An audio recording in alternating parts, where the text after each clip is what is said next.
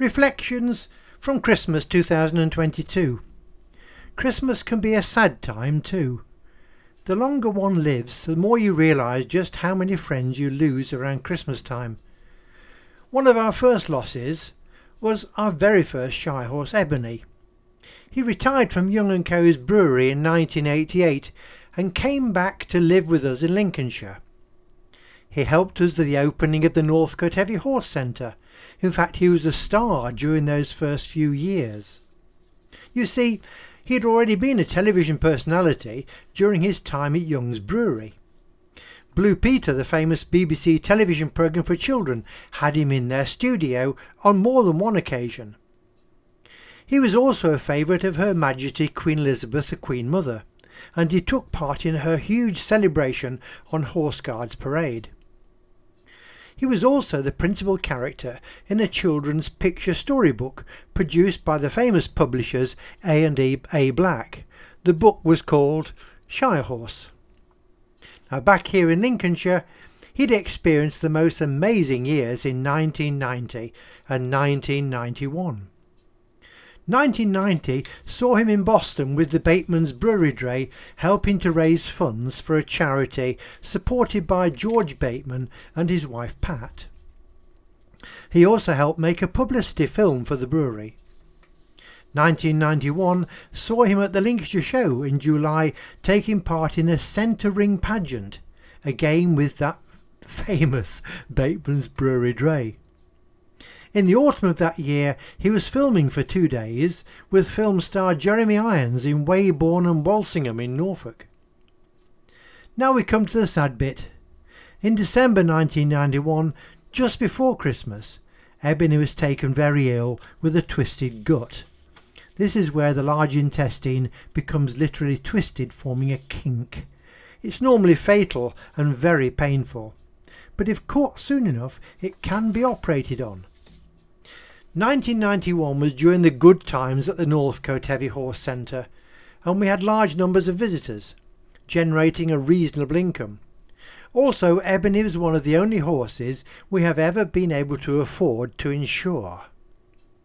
With this fact to support us and a quick decision by our local vet, we telephoned the horse hospital at Oakham in Rutland, the only people reasonably close to us at that time who could undertake that operation. With a big animal like Ebony, they needed a large establishment and extra heavy-duty equipment in their operating theatre. We borrowed a horse box from neighbour Robert, and Joe and I, our local helper, went with me and Ebony to Oakham without delay. Minutes counted with a situation like this. The gut is restricted, in effect blocked, and must be operated on within a very short time to do any good. Perhaps within 2 hours of us contacting the hospital, we were there, and he was operated on straight away. The operation was a success, and just after Christmas, Ruth and I went to see him in intensive care. He had tubes into him, just like a human patient, except these were protected and mounted on a bungee type attachment, so he could move around his box and not pull them out. After another few days, he improved even more and went out of his box into an outdoor exercise area. This was better for him, with lots of fresh air and freedom of movement. Unfortunately, a few days later, he took a turn for the worse and died. Ebony was an older horse. In fact, he had already had a very full life. We were happy that we'd been able to do all we could to help, and in the end he enjoyed a pain-free time in the open air with lots of care. If it had not been for that insurance, though, we could not have afforded the operation and aftercare. It was well over £2,000 in 1991. Goodness knows how much today. We were able to see the operating theatre and the recovery room with all the special gear, including overhead cranes and heavily padded floors and walls. The equipment costs to provide that level of care will have been huge. So there we are.